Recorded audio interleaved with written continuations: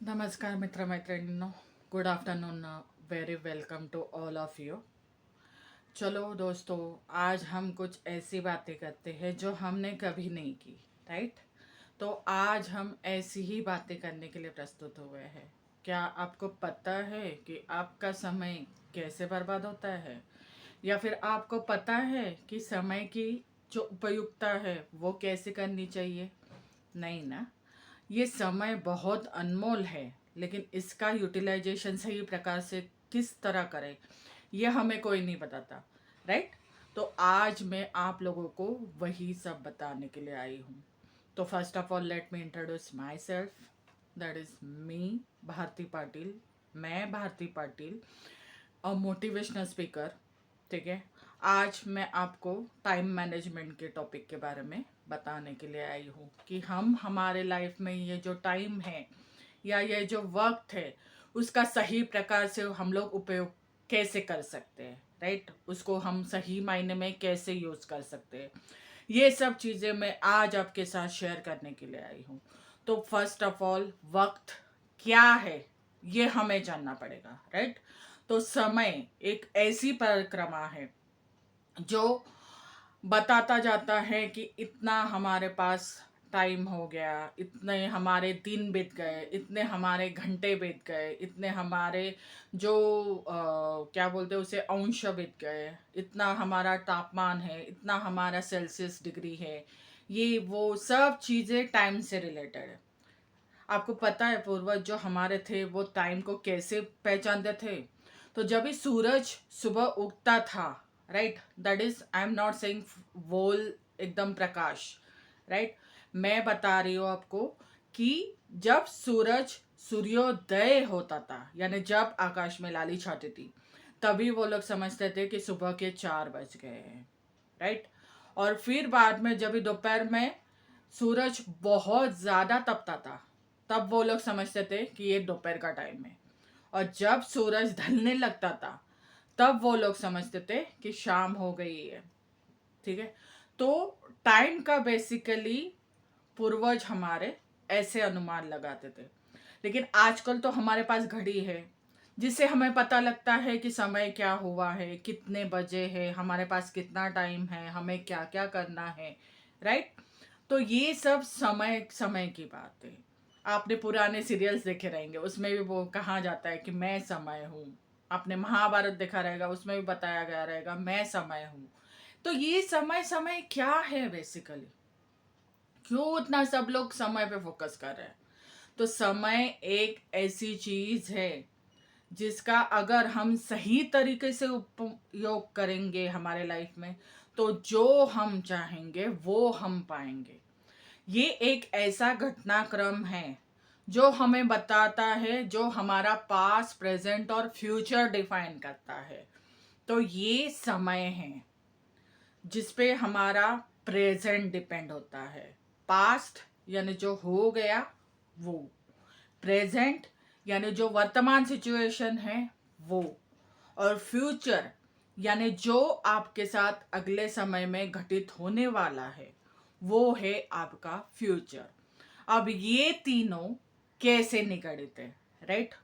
पास में जो बातें हमारे साथ घटित होती है, अगर हम उनको लेके चलते हैं तो लाइफ में हमें दर्द मिलता है. राइट. लाइफ में हमें गम मिलते हैं. इसके लिए सब लोग कहते हैं कि पास को पास के पास ही छोड़ दो, प्रेजेंट में जियो. प्रेजेंट यानी क्या? वर्तमान सिचुएशन. वर्तमान सिचुएशन में जो भी आपके सामने प्रस्तुत हो रहा है उसको एक्सेप्ट करो, उसको डिफाइन करो, उसको जियो. तो वो है आपका प्रेजेंट मोमेंट, दैट इज वर्तमान सिचुएशन. अब आता है फ्यूचर. अगर हमें हमारा फ्यूचर यानी जिसे हम भविष्य समझते हैं, राइट, जिसे हम लकीर कहते हैं, जिसे हम तकदीर कहते हैं, अगर वो हमें बदलनी है तो हमारे प्रेजेंट में हमने कैसे बिहेव किया है, हमारे पास में हमने कैसे बिहेव किया है, और वही हम फ्यूचर में लेके जाएंगे क्या, ये हमारे ऊपर निर्भरित करता है. राइट. तो इसके लिए हमें क्या ज़रूरी है? समय का मैनेजमेंट, यानी समय के सही मायने में उपयोग करना. ये हमें सीखना पड़ेगा. अब समय का सही उपयोग यानी टाइम मैनेजमेंट हम कैसे करें? तो पहले चीज आती है कि हमारा दिन का शेड्यूल हमें डिफाइन करना पड़ेगा। उसके लिए हमें क्या करनी पड़ेगी? हम जब रात को सोते हैं तभी हमें प्लानिंग करना पड़ेगा कि हमें कल के दिन में क्या करना है, हमें इस पर्टिकुलर वार में या पर्टिकुलर टाइम में हमें क्या करना है, राइट?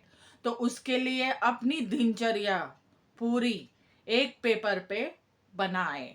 ये सब हम रात को सोने से लिए करें। क्यों पता है आपको? क्योंकि रात में हम जो सोचते हैं वही होता है, और ये सब हमारे अनकॉन्शियस माइंड से रिलेटेड है।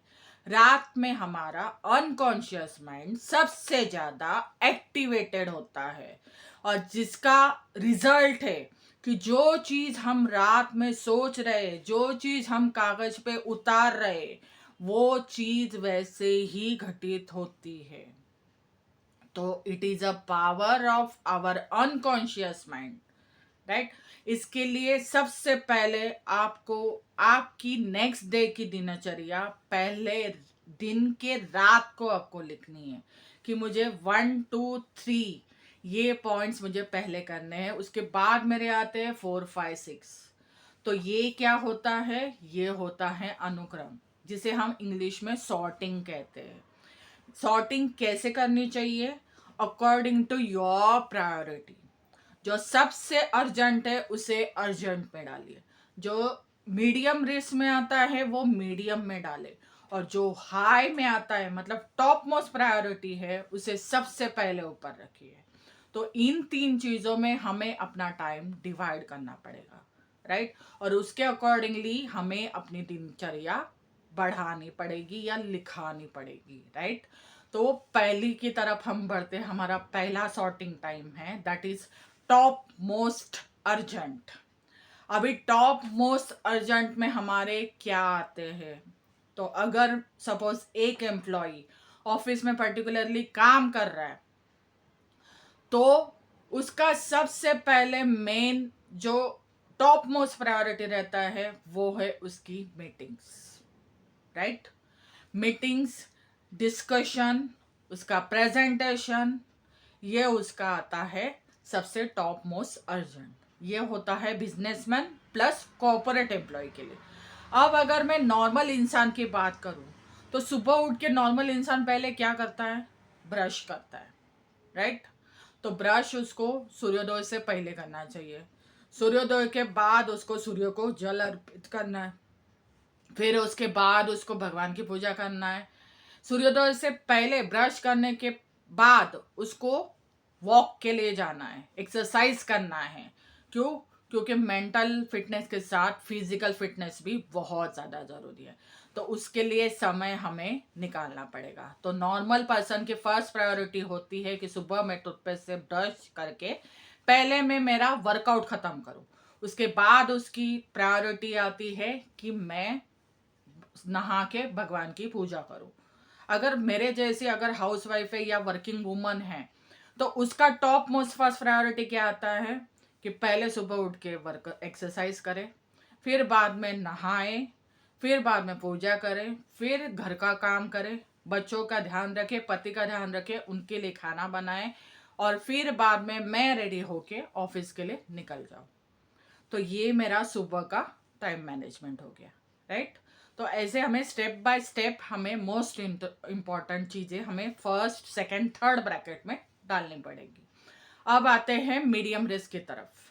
ये हमने देखा हाई रिस्क।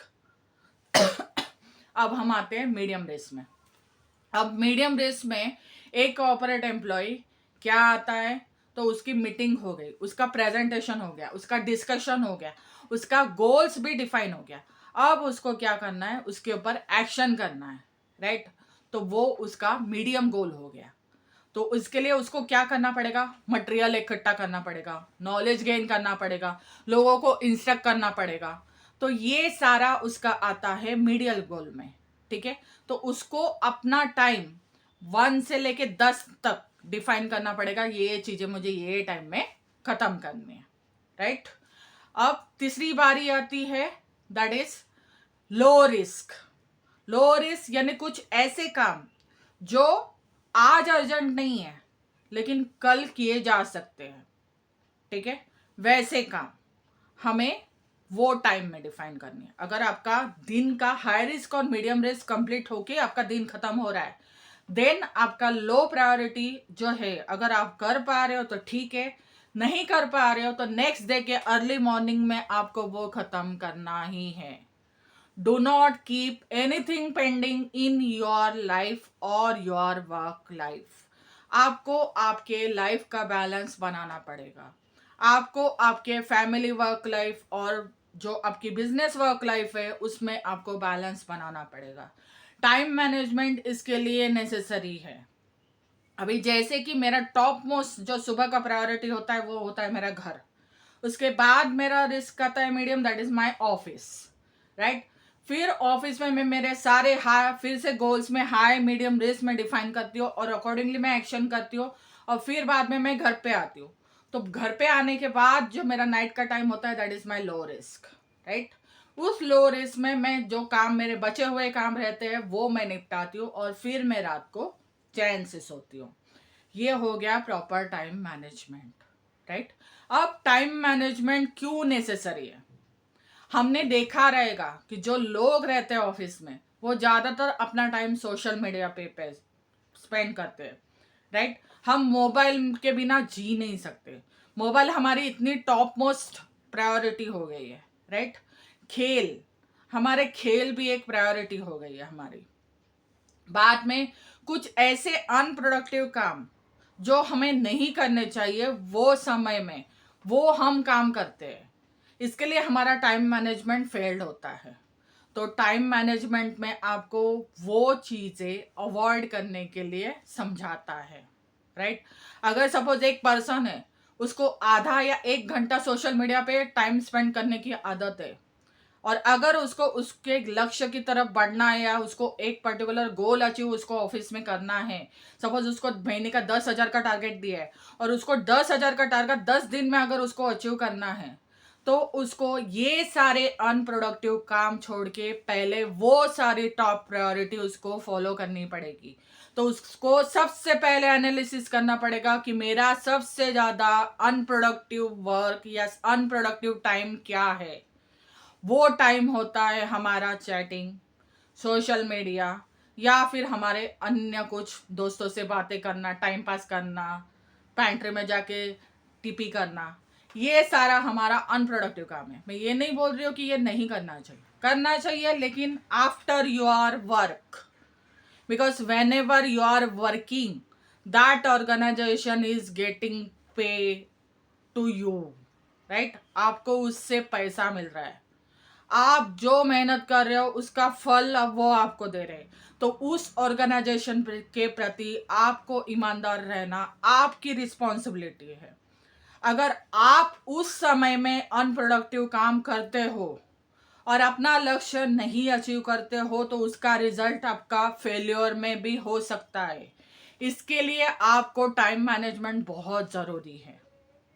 तो जैसे कि अभी 8 से 8:30 मुझे क्या करना है, 9 to 9:30 मुझे क्या करना है, 10 to 10:30 मुझे क्या करना है।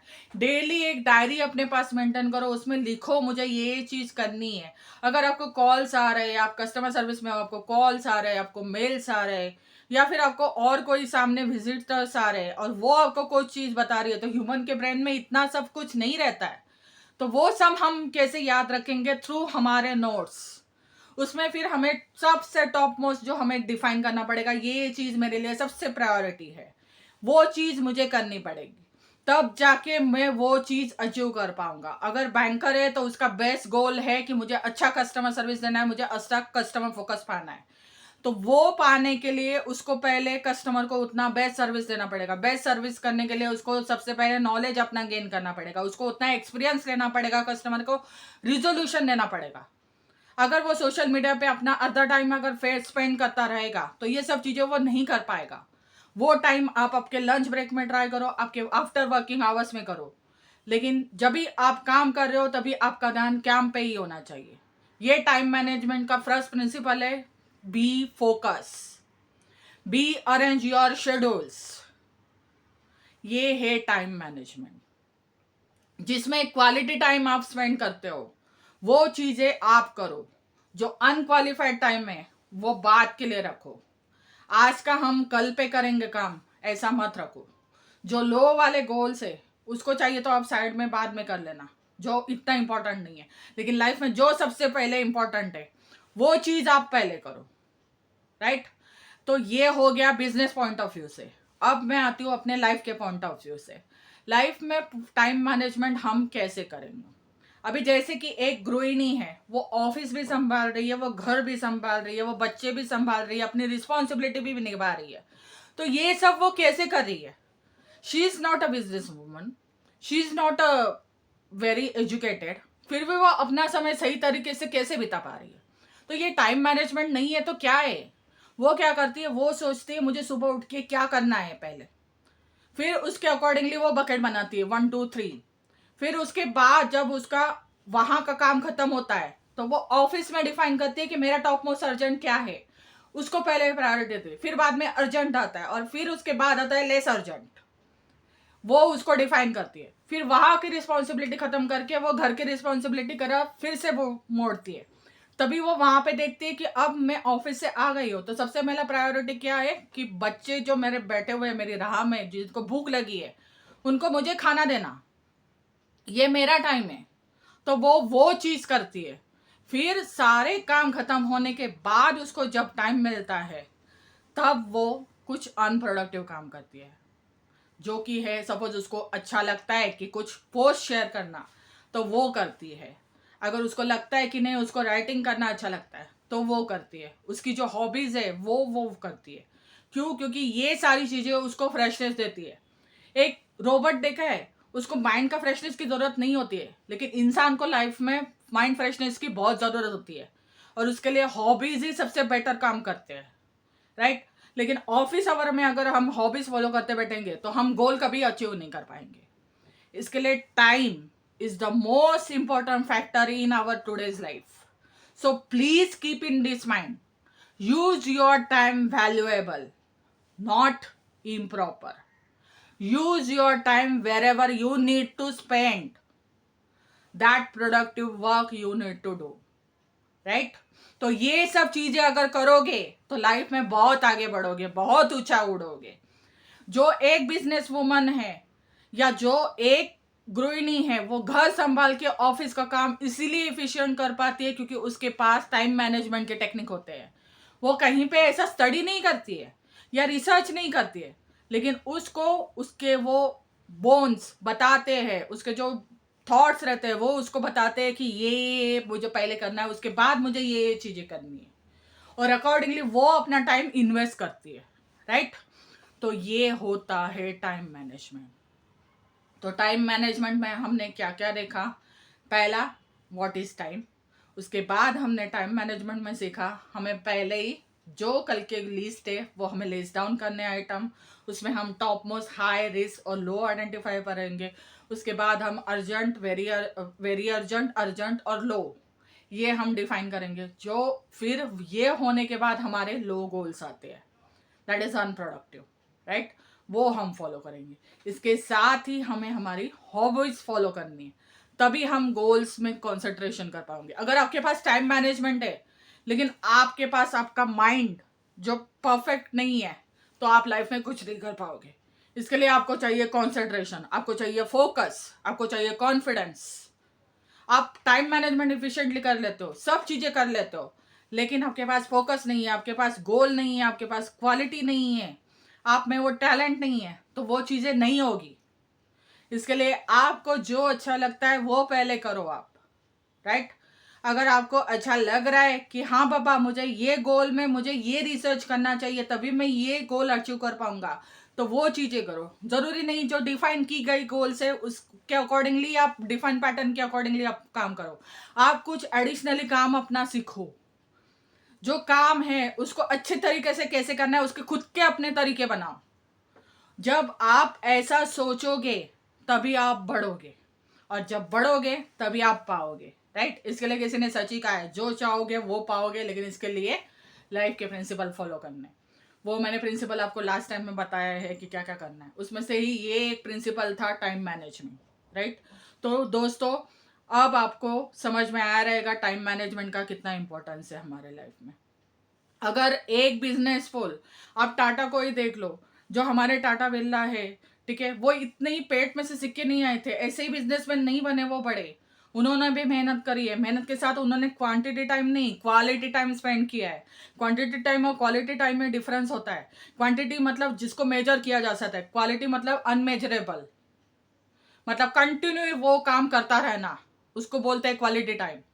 वो क्वालिटी टाइम वो लोगों ने स्पेंड किया है, वो लोगों ने गोल्स डिफाइन किए, रात दिन मेहनत करी है, तब जाके आज वो टाटा बिरला बने हैं। बुन बुन से ही बने हैं, लेकिन बने हैं। उन्होंने बिजनेस टेक्नोलॉजी फॉलो की है, उसने टेक्निक्स फॉलो किए, उसने रिसर्च किए, उसने स्टडी किए, उसने सर्वे किए, उसके बाद उनको वो इतना बड़ा मार्केट मिला है और आज उनका नाम दुनिया के इतिहास में लिखा जा चुका है, राइट। तो ये सब कैसे हुआ है?